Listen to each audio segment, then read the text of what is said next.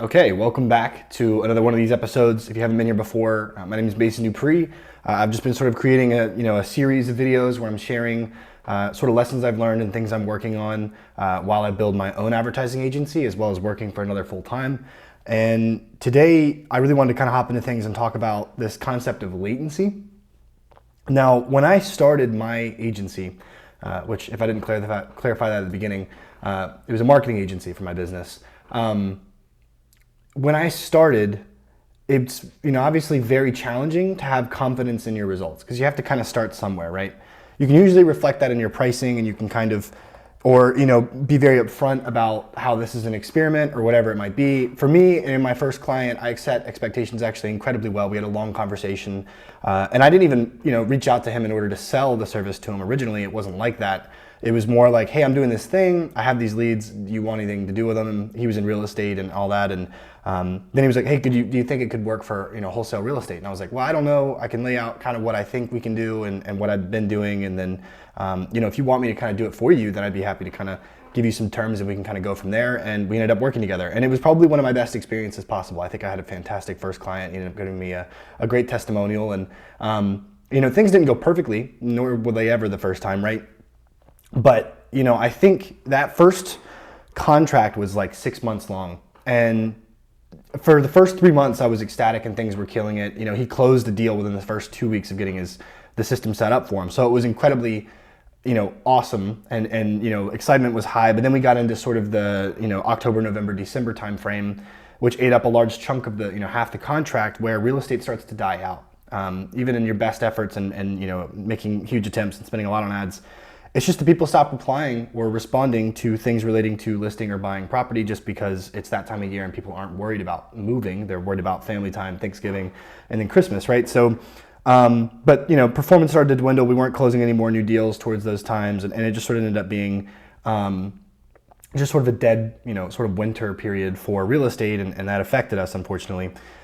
During that time, when I got into that area, I'm still lacking confidence. This is the first time it's ever been tried. I want to sell this service. I'm prepping it. I'm building it. I'm doing all the stuff on the back end to make sure that whenever a new client is signed on, that they're ready. And I'm building all this in the back end. But where this concept of latency comes in is actually sort of a lack of confidence, because while those results were not necessarily tied to all of my efforts, just because I could not help that we were in sort of a real estate winter time, I still lost faith in my ability to execute, and that made me stop trying to sell.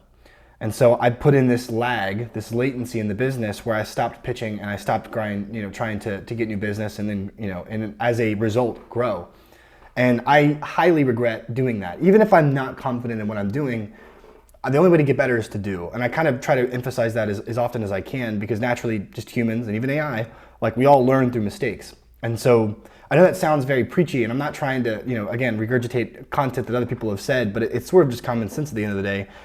If you ever get to that point, if you're starting your own business now, or you've been for a little while and you're starting to feel that lack of confidence and, maybe this won't work or whatever, please don't let that get in the way of you continuing to try and sell. I know it's hard. I know what it's like to get on a sales call and not have confidence in yourself, but trying to pitch it to someone, right? For a price that's even higher than what you were charging before, right? So I get it, but you've got to try and push through that in order to get the reps necessary, in order to make the learnings necessary to then benefit your future clients. And those first few clients that are working with you and are ironing out the kinks, they are amazing. They are the best people in the world. And, I still, even to this day, go back and try to do whatever I can to provide value to the ones that, are still around and I'm still in contact with, because they were there to help me iron out the early days and the early problems. And also they help you learn. You, as an agency, sort of aggregate the knowledge that it takes to then be able to be successful in any of these lead gen or e-commerce endeavors.